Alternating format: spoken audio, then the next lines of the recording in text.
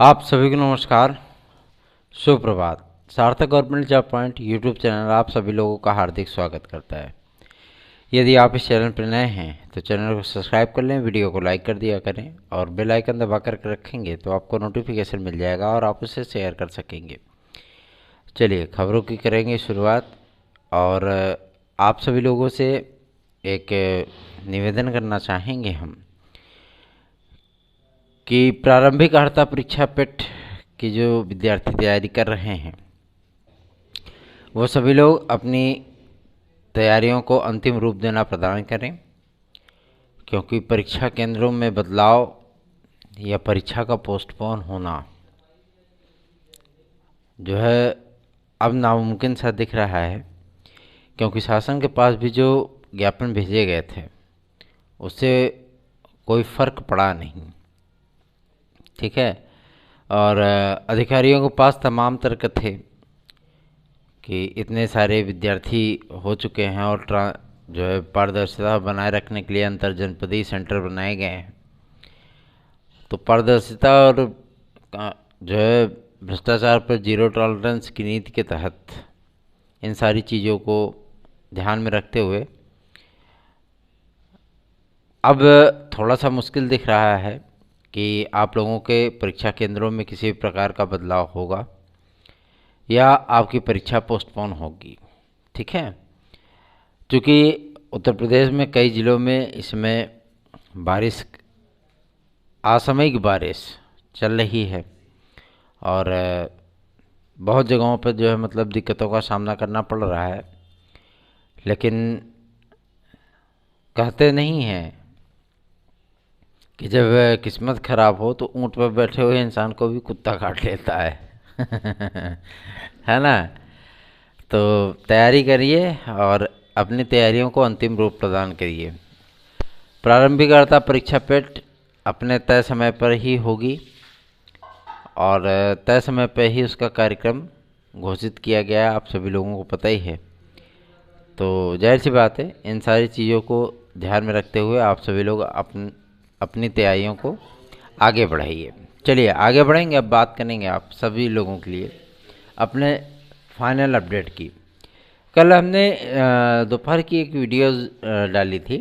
ठीक है। उस वीडियो में हमने बताया था कि कला की अर्हता और आपके हिंदी की अर्हता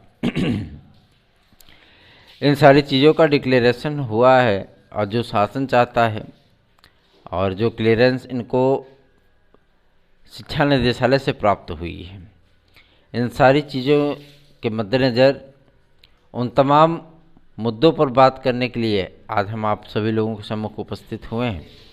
जो सारी चीज़ें आप सभी लोगों के लिए बेहतरीन होंगी और आपके प्रतियोगी जीवन के लिए वास्तविकता में एक नया मुकाम लेकर के आएंगी। रही बात प्राविधिक, टेक्निकल, फाइन और बीएफए वाले स्टूडेंट के लिए, तो सर्वप्रथम नंबर आता है आपके प्राविधिक कला वाले विद्यार्थियों का। विद्यार्थी पूछते हैं कि सर क्या एलटी ग्रेड में इस बार प्राविधिक कला वाले विद्यार्थी वो अप्लाई नहीं कर पाएंगे? तो बिल्कुल कर पाएंगे, उसमें कोई दो राय नहीं, कोई दिक्कत नहीं है। लेकिन आप सभी लोगों को बीएड की डिग्री आप लोगों के लिए भी अनिवार्य होगी। ठीक है। ऐसा नहीं है कि मतलब विदाउट बीएड आप सभी लोग जो है इसमें अप्लाई कर पाएंगे। रही बात जीआईसी प्रवक्ता की, तो उसमें भैया बिना बीएड के कोई भी अप्लाई नहीं कर सकता। ठीक है।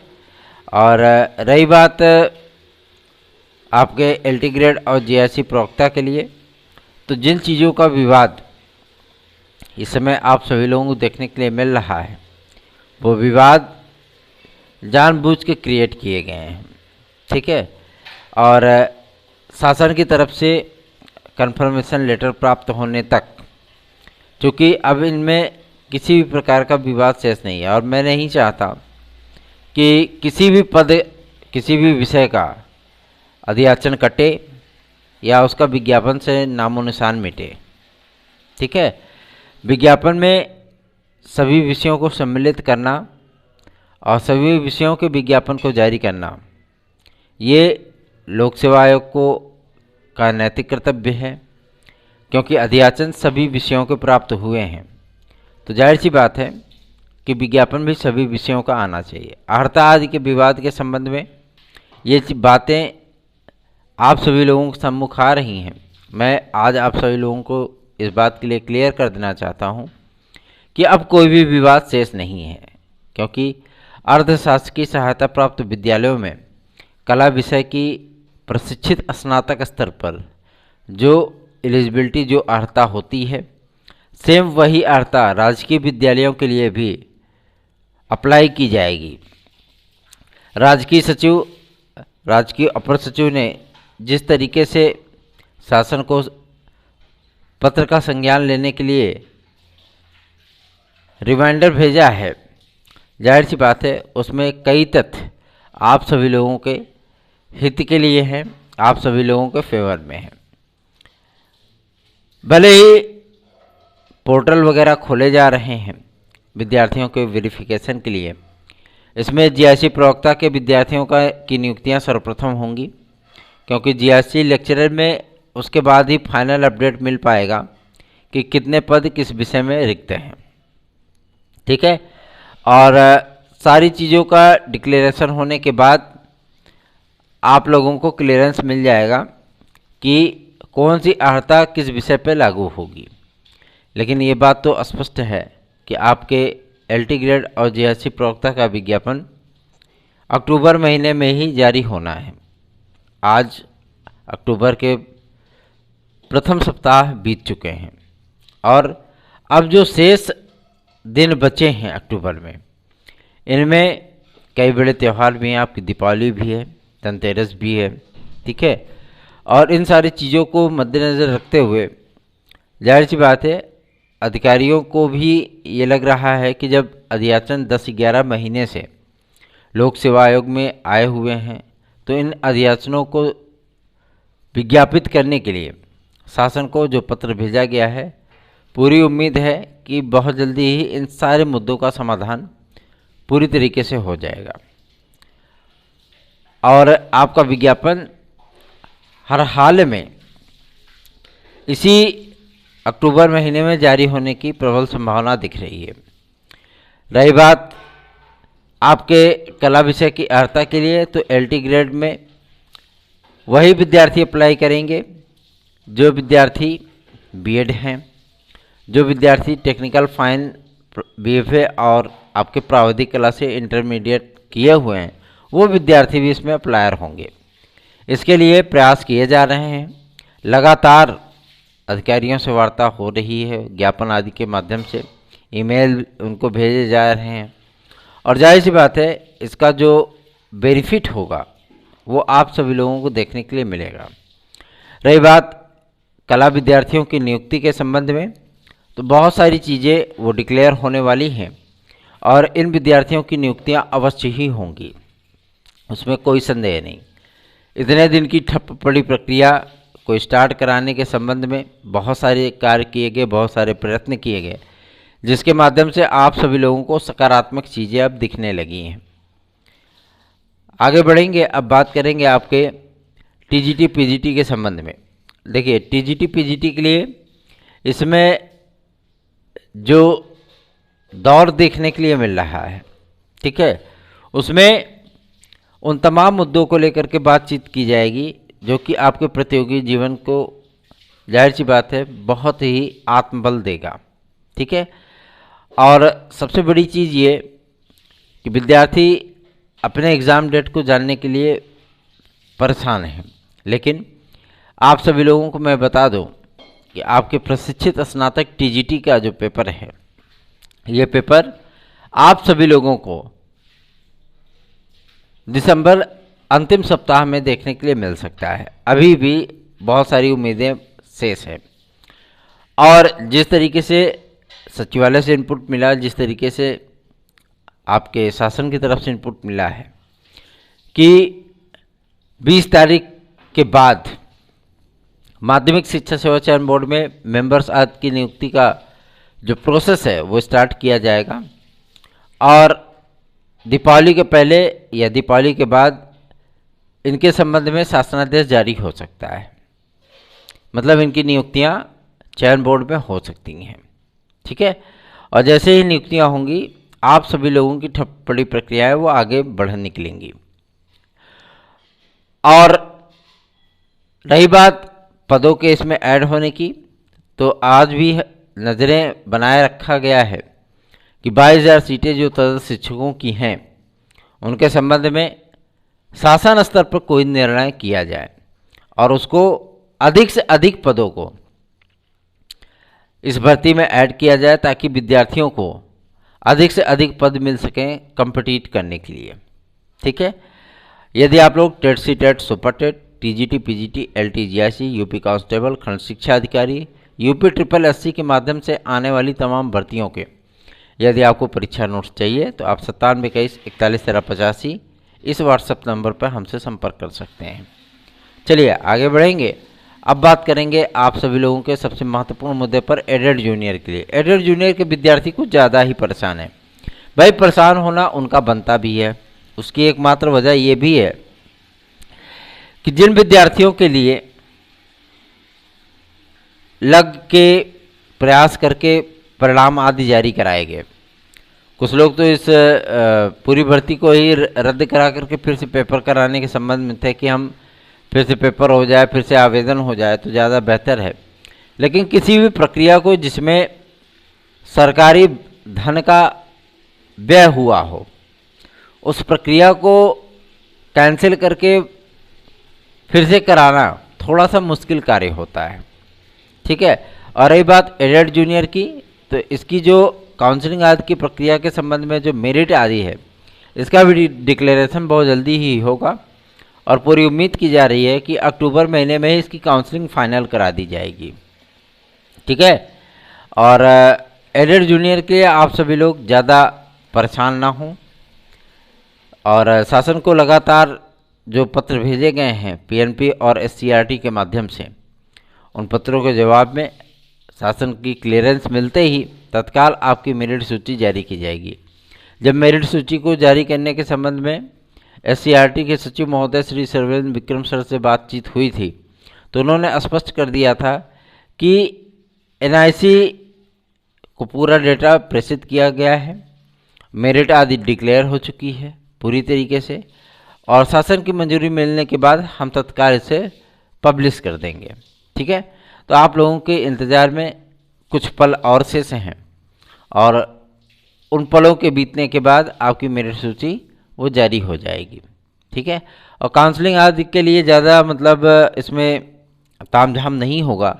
उसकी एकमात्र वजह यही है कि ज़्यादा पद नहीं है, जाहिर सी बात है कि इन सारी चीज़ों की प्रक्रियाएं केवल एक हफ्ते के भीतर ही सारी चीज़ें डिक्लेयर हो जाएंगी।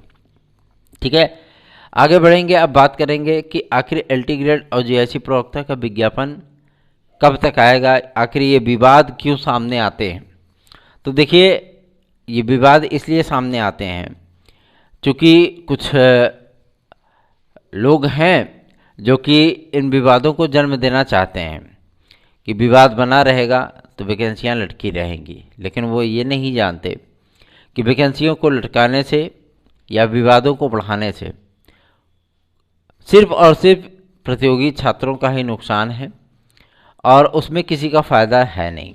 ठीक है, जो चीज़ें इसमें लोक सेवा आयोग में चल रही हैं आपके खंड शिक्षा अधिकारी के लिए, आपके एलटी ग्रेड जीआईसी प्रवक्ता के लिए, डायट प्रवक्ता के लिए, उन सारे तथ्यों पर बातचीत हो चुकी है। अब किसी भी प्रकार का कोई विवाद शेष नहीं है। रही बात शासन के पत्र की, तो शिक्षा निदेशालय से बहुत जल्दी ही इसके लिए शासनादेश जारी किया जाएगा। ठीक है, तो आप सभी लोग परेशान बिल्कुल ना होइए और अपनी तैयारियों में लगे रहिए और एलटी ग्रेड कला विद्यार्थियों की नियुक्तियां भी बहुत जल्दी ही करा ली जाएंगी। ठीक है, इसके लिए प्रयत्न शुरू हैं और प्रयत्न काफ़ी दिन से चल रहे हैं, जिसका परिणाम आप सभी लोगों को पोर्टल आदि ओपन होने के संबंध में देखने के लिए मिल रहा है। आगे बढ़ेंगे। अब बात करेंगे आपके सबसे महत्वपूर्ण मुद्दे पर, यूपी टेट, सी टेट और सुपर टेट के लिए। यूपी टेट और सी टेट का विज्ञापन कई लोगों ने तो मतलब अक्टूबर प्रथम सप्ताह में ही जारी कराने की बात कही और ये चीज़ें डिक्लेयर थी कि जब तक सर्वोच्च न्यायालय से इन सारी चीज़ों का क्लियरेंस नहीं हो जाता, ठीक है, बीएड बनाम बीटीसी का जो केस है बहुत इम्पॉर्टेंट केस है इन सारे संबंधों में कि हमेशा ही बीएड बनाम बीटीसी का विवाद विभिन्न प्रकार के राज्यों में, जो अलग अलग राज्य हैं भारत देश के, उनके उच्च न्यायालयों में ये मामले पहुंचते रहे हैं। तो इन मामलों को निस्तारित करने के लिए देश की सर्वोच्च न्यायालय के माध्यम से कोई आदेश पारित होगा तो इन सारी विवादों का पटाक्षेप हमेशा के लिए हो जाएगा। ठीक है, तो अब ज़्यादा इंतज़ार शेष नहीं है। 20 तारीख के पहले पहले सारे मैटर क्लियर हो जाने हैं। उसके बाद आप लोगों का यूपी टेट, सी टेट और सुपर टेट की घोषणा होगी। ठीक है, तो आप सभी लोग नर्वस बिल्कुल ना हो, तैयारी करते रहें। तैयारी कभी किसी को नुकसान नहीं करती। आगे बढ़ेंगे, अब बात करेंगे यूपी कांस्टेबल के नए विज्ञापन के लिए। तो पूरी उम्मीद है, पूरे आशा और उम्मीद के साथ ये कहा जा सकता है कि आपके यूपी कांस्टेबल का 26,162 पदों का विज्ञापन अक्टूबर महीने में ही जारी होगा। ठीक है, तो इस विज्ञापन के लिए वो भाई बहन अपनी तैयारियों को मजबूत बनाएं, जो कि उत्तर प्रदेश सिपाही भर्ती परीक्षा 2022 के विज्ञापन में सम्मिलित होना चाहते हैं। आगे बढ़ेंगे, अब बात करेंगे आपके सबसे महत्वपूर्ण मुद्दे पर, जो कि संबंधित है आपके 12,460 प्राथमिक शिक्षा भर्ती के केस के संबंध में। इसके लिए जब आदरणीय मंत्री श्री संदीप सिंह जी को ज्ञापन प्रेषित किया गया था तो उनसे रिक्वेस्ट की गई थी कि बेसिक शिक्षा विभाग पर और जितने भी मामले शेष हैं, चाहे वो कोर्ट में हो, चाहे वो आपके लखनऊ बेंच में हो या इलाहाबाद हाई कोर्ट में, उन सारी चीज़ों को दूर करने के लिए सरकार को प्रयत्न करना चाहिए ताकि विद्यार्थियों को हर तरीके से रिलैक्स मिल सके। इस पर उनका जो जवाब था ये यही था कि अर्जेंसी में सुनवाइयाँ लगवाई जा रही हैं और सुनवाई करवा करके संबंधित विज्ञापनों की काउंसलिंग आदि की प्रक्रिया को स्टार्ट किया जाएगा। पहली फर्स्ट प्रायोरिटी में आपके पेंडिंग केसेस ही हैं, उसके बाद नई विज्ञप्ति या नए विज्ञापन के विषय में बातचीत होगी। ठीक है, जब तक यूपी टेट 2022 क्लियर नहीं होता तब तक किसी भी प्रकार की प्राथमिक शिक्षक भर्ती के विज्ञापन के संबंध में बातचीत करना थोड़ी सी बेईमानी होगी। ठीक है, इसलिए आप सभी लोगों को यूपी टेट 2022 का इंतज़ार करना है और सुप्रीम कोर्ट के आदेश के बाद आप लोगों की यूपी टेट और सी टेट 2022 का विज्ञापन जारी होगा। ठीक, अब आगे बढ़ेंगे, अब बात करेंगे आपके बीडीओ वैकेंसी के लिए। देखिए, बीडीओ की वैकेंसी जो 2022 के अंत तक जारी होगी, क्योंकि प्रारंभिक अर्हता परीक्षा पेट का रिजल्ट नवंबर लास्ट तक आने की संभावना दिख रही है। तो इसका पेपर होने के बाद नवंबर तक आपके रिजल्ट वगैरह डिक्लेयर कर दिए जाएंगे और साल के अंत तक आप सभी लोगों को UPSSC के माध्यम से कई भर्ती परीक्षाओं के विज्ञापन देखने के लिए मिलेंगे, जिसमें आपके वीडियो की वैकेंसी, साथ ही साथ कई स्तर के क्लर्कों की वैकेंसी, लेखपाल की एक नई वैकेंसी आप सभी लोगों को देखने के लिए मिलेगी। ठीक है, जिस तरीके से टेट सी टेट में अंकों का निर्धारण होता है पास फेल के लिए, उसी तरीके से आपके प्रारंभिक अर्हता परीक्षा पेट के लिए भी अंकों का निर्धारण होना चाहिए। इसके संबंध में भी ज्ञापन प्रसिद्ध किए गए हैं और प्रारंभिक अर्हता परीक्षा पेट की समयावधि 1 वर्ष से बढ़ा करके 3 वर्ष किया जाना जो है उचित है, क्योंकि विद्यार्थी पहले तैयारी करें फिर एग्ज़ाम दें, एग्ज़ाम देने के बाद साल 6 महीने तो ऐसे ही चुटकी बजाते बीत जाता है ना। तो इन सारी चीज़ों पर ध्यान देने की आवश्यकता है, शासन को भी और प्रशासन को भी।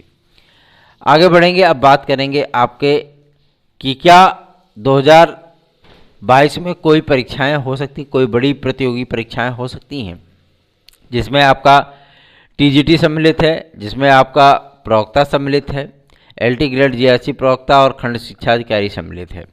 देखिए, विज्ञापन तो इसके जारी हो जाएंगे, लेकिन सबसे बड़ा और सबसे अहम मुद्दा ये है कि क्या दिसंबर 31 दिसंबर सन 2022 तक कोई पेपर आपका हो सकता है। तो अगर किसी पेपर के होने की प्रबल संभावना दिख रही है तो वह है आपका प्रशिक्षित स्नातक 2022, ठीक है। और इसके अतिरिक्त किसी भी प्रकार के जो है प्रश्न पत्र के होने की जो आशा हो या उम्मीद बनी हुई थी वो अब नहीं है, ठीक है। मतलब एलटी ग्रेड आपकी 2023 में गई, उसका जो एग्ज़ाम होगा वो 2023 में ही होगा, ठीक है। और रही बात आपके प्रवक्ता की, जो माध्यमिक शिक्षा सेवा चयन बोर्ड के माध्यम से जारी किया गया है, तो माध्यमिक शिक्षा सेवा चयन बोर्ड की प्रवक्ता परीक्षा भी 2023 में ही होगी और जनवरी में प्रयास किया जाएगा कि जनवरी में पेपर हो जाए, ठीक है। और आप सभी लोगों को 6 महीने के भीतर ही ये प्रक्रिया पूरी होती हुई दिख जाए। चलिए, ये तो बातें हो गई आपके इन सारे अपडेट्स की, लेकिन कहते नहीं हैं कि जब तक फेस टू फेस सारी चीज़ें ना हों तो अधिकारी भी थोड़े से सुस्त पड़ जाते हैं, क्योंकि उनको बार बार कहना पड़ता है, बार बार उनसे ज्ञापन आदि के संबंध में बातचीत करनी पड़ती है, तब आपकी प्रक्रियाएं वो थोड़ा सा आगे बढ़ाने पर प्रयत्न करते हैं। इस समय प्रक्रियाएं पूरी तरीके से ठप चल रही हैं और इनको चालू कराने के लिए हर मुद्दे पर, हर मुकाम पर जो है डिस्कस किया जाएगा और इसके लिए प्रयास किए जाएंगे। सार्थक government job point YouTube channel पे यदि आप 1-2 मेंबर भी जोड़ें तो आप लोगों का ये अमूल्य योगदान होगा। आप सभी लोग हमारे उत्साह को बढ़ाइए। हम आप सभी लोगों के लिए हर प्रकार के नैतिक कर्तव्यों का निर्वहन करने के लिए पूरी तरीके से तैयार हैं। सार्थक government job point YouTube channel को सब्सक्राइब कर लें, वीडियो को लाइक कर दें। धन्यवाद। आप सभी लोगों के दिन शुभ हो।